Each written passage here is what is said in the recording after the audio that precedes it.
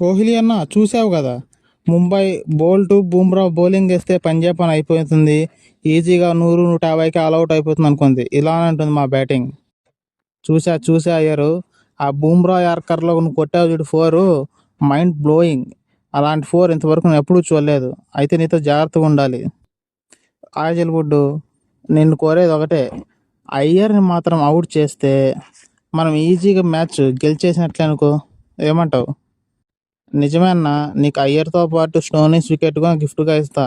మీరు ముందు బ్యాటింగ్ బాగా చేయండి, తర్వాత నా బౌలింగ్ ఏందో పంజాబ్కి చూపిస్తా. పాటిదారు, ఇన్నాళ్ళు నువ్వు ఏ మ్యాచ్ ఆడకపోయినా కూడా నేనేమనలేదు. అయితే ఈ మ్యాచ్ మాత్రం కంపల్సరీ నువ్వు ఆడాల్సిందే. ఆడుకుంటే చాలా కష్టం అయిపోతుంది పాటిదారు. కోహ్లీ అన్న, ఇన్నాళ్ళు ఫామ్లో లేను, ఇప్పుడు ఫామ్లోకి వచ్చా. చూస్తావు కదా, నాకు సపోర్ట్ ఇవ్వండి చాలు. దుమ్ము రేపుతావు బ్యాటింగ్లో, నువ్వు చూస్తూ ఉంటావు కదా. మీరు ఓపెనింగ్లో బాగా ఆడండి, మిగతాది మన మిడిల్ ఆర్డర్ బ్యాట్స్మెన్లు చూసుకుంటారు. వాళ్ళకు వదిలేయండి. మీరు ఓపెనింగ్లో 50+ స్కోర్ కొడితే చాలు ఇద్దరు. మీరు మిడిల్ ఆర్డర్లో మీ ఇష్టం వచ్చినట్లు ఆడండి.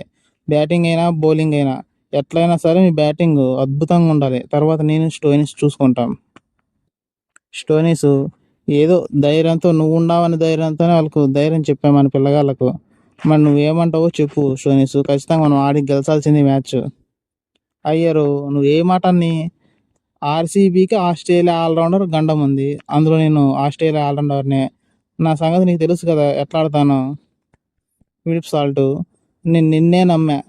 నువ్వు ఓపెనింగ్లో కొట్టే స్కోరే మన టీం విన్నింగ్ మీద ఆధారపడి ఉంటుంది. నువ్వు ఎంత కొడితే అంత మంచిది.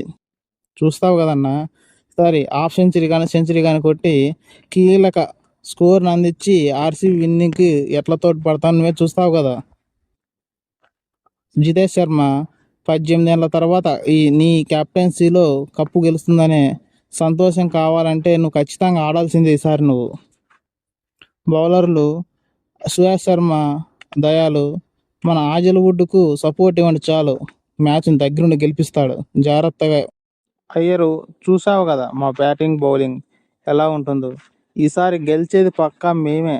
నువ్వు చప్పుడు చేయకుండా రన్నరప్తో ఇంటికి వెళ్ళు చాలు.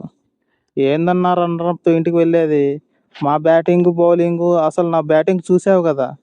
మేమే గెలుస్తాం, మీరే చెప్పులు లేకుండా రన్నరప్తో ఇంటికి వెళ్ళండి. సరే, చూసుకుందాం ఎవరు గెలుస్తారో. హలో ఫ్రెండ్స్, ఈ వీడియోలో మార్పులు చేర్పులు కావాలంటే కామెంట్ చేసి చెప్పండి. ఈ ఛానల్ సబ్స్క్రైబ్ చేసి లైక్ చేయండి ప్లీజ్ ఫ్రెండ్స్.